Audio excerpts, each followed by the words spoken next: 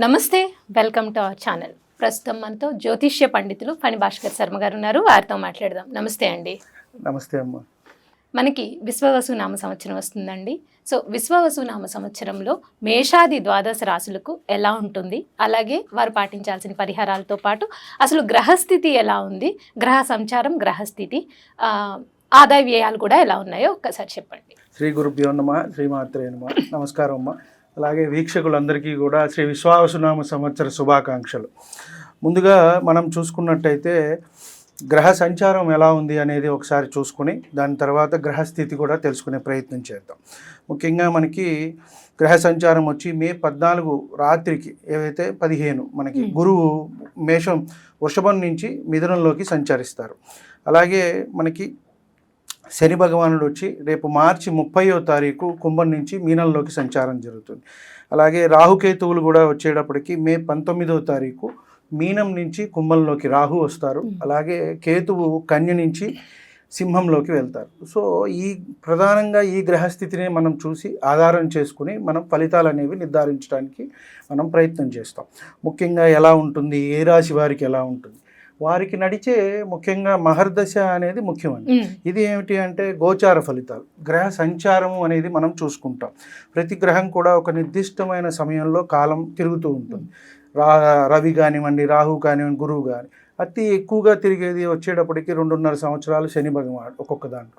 కాబట్టి ఈ సంచారం మనకి మార్చి 30వ తారీఖు 2020 నుంచి 2027 చివరి వరకు కూడా మీనరాశిలోనే ఉంటారు.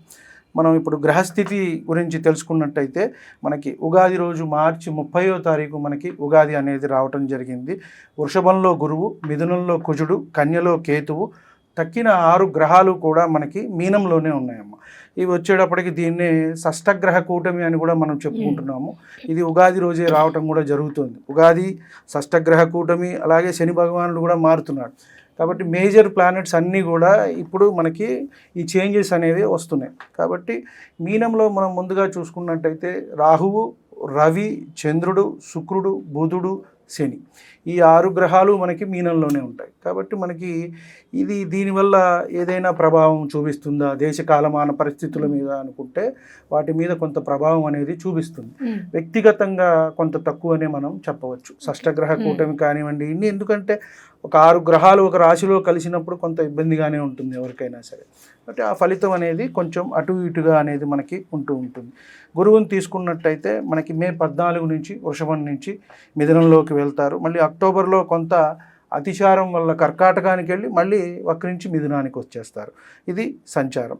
అలాగే శని సంచారం చూసుకుంటే మనకి మీనరాశిలో సంచారం జరుగుతుంది. జూలైలో కొంత వక్రించి అక్కడే ఉంటారు మీనంలోనే, మళ్ళీ మనకి అక్టోబర్లో వక్రం అయిపోతుంది. అలాగే రాహుకేతువులు మే 19 నుంచి కూడా సంచారం అనేది కుంభంలోను రాహువు, అలాగే సింహంలో కేతువు అనేది సంచారం జరుగుతుంది.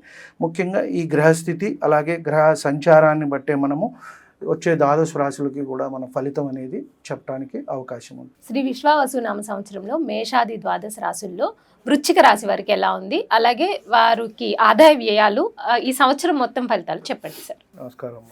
ముందుగా వృశ్చిక రాశి వారికి శ్రీ విశ్వావసునామ సంవత్సర శుభాకాంక్షలు తెలుపుకుంటూ, ఈ వృశ్చిక రాశిలోకి వచ్చేటప్పటికి విశాఖ 4వ పాదము, అనురాధ 4 పాదాల వారు, అలాగే జ్యేష్ఠ 4 పాదాల వారు వీటి కింద వస్తారు. వీరికి చూసుకున్నట్టయితే ఆదాయం 2, వ్యయం 14, రాజపూజ్యం 5, అవమానం 2. వీరికి చూసుకున్నట్టయితే ఒకంత ఖర్చులు అధికంగా కనబడుతున్నాయి మనకి. వీరికి కూడా మిశ్రమ ఫలితాలే గోచరిస్తున్నాయి. ఆరోగ్య విషయాల్లో కొంత జాగ్రత్త అనేది అవసరము. ఆరోగ్యంలో మార్పులు అనేవి వస్తాయి. గత సంవత్సరంలో కొంత అంత అనుకూలతలు ఏవైతే ఉన్నాయో అవన్నీ కూడా తగ్గుతాయి. గత సంవత్సరం వరకు కూడా వీరికి కొంత గురుబలం ఉన్నది. అది కాస్త అంటే ఇప్పుడు కూడా మనకి చూసుకున్నట్టయితే మార్చి మనకి ఇక్కడి నుంచి మే 15వ తారీఖు వరకు కొంత బాగానే ఉంటుంది. 40-45 రోజులు మనం చెప్పుకునేది. గురువు ఎప్పుడైతే మే 15 తర్వాత మారుతారో కొంత ఈ అనుకూలతలు అనేవి తగ్గటం అనేది మొదలు పెడుతుంది. కాబట్టి కొంత వీరికి ఆరోగ్య విషయాల్లో జాగ్రత్త అనేది మంచిది. అలాగే శని దోషం కూడా పోతోంది వీరికి. అర్ధాష్టమ శని అనేది 4 నుంచి 5 పంచమంలోకి వెళ్తారు. కాబట్టి ఇక్కడ కాస్త సంతానం గురించి ఆందోళన అనేది ఉంటుంది. వారి విషయాలు ఆరోగ్యపరంగా కానివ్వండి, వృత్తి ఉద్యోగాలు అంటే వారు చదువుకుంటున్నట్టయితే ఆ చదువు అనేది వీరికి కొంత ఇబ్బంది పెట్టే అవకాశం కనబడుతుంది. వీరికి ఇప్పుడు ఈ సంవత్సరంలో ఏంటంటే జీవితం ఒక ఆశయం అనేది పెట్టుకుని దాని వైపు అడుగులైతే మటుకు వేయటం అనేది ప్రయత్నం చేస్తారు. అలాగే ఉద్యోగ అవకాశం అనేది దొరుకుతుంది. స్థానభ్రంశం కూడా జరిగే అవకాశం ఉంది. అంటే వేరే చోటకి ఏమైనా మారటం కానివ్వండి, ప్రాంతం, అలాగే ఉద్యోగం కూడా ఏదైనా మారే అవకాశం కనబడుతుంది. ఆరోగ్యపరమైన ఖర్చులు ఎటు చూసినా కూడా కొంత మానసికమైన ఒత్తిడి అనేవి కనబడుతోంది. ఆటంకాలు కూడా కనబడే అవకాశం వస్తుంది. కాబట్టి తలపెట్టిన పనులు ఏంటంటే మధ్యలో నిలిచిపోయే అవకాశం కూడా ఉంది. ఎందువల్ల అంటే కాస్త గురుబలం అనేది తగ్గటం అనేది ముఖ్యంగా మనకి ఇబ్బంది పెట్టే అంశంగా మనం చెప్పవచ్చు. అలాగే విదేశీపరమైన ఖర్చులు, కోర్టు పరమైన ఇబ్బందులు కూడా వీరికి ఇబ్బంది పెట్టేటుంది. కాబట్టి ఒక ఇంత జాగ్రత్త అనేది అవసరము. సంతానపరమైన ఆందోళనలు, ఇందాక మనం చెప్పుకున్నట్టుగా పంచమంలో రాహు సంచారం అనేది కొంత ఇబ్బంది పెడుతూ ఉంటుంది. అలాగే కొంత తెలివిగా ప్రవర్తిస్తే ఉద్యోగాల్లో లాభం అనేది వీరికి దొరుకుతుంది. అంటే కొత్త ఉద్యోగాలు మారినప్పుడు కొంత మనం అలవాటు అక్కడ ఎలా ఉంది, ఆ పద్ధతులు ఎలా ఉన్నాయి, ఆ స్థానము, అలాగే ఉద్యోగంలో మనుషులు, వారిని బట్టి మనం ముందుకు వెళ్ళాల్సి ఉంటుంది. కాబట్టి ఇది ఒక మంచి అవకాశం. వివాహం కాని వారికి కూడా వివాహం జరిగే అవకాశం అనేది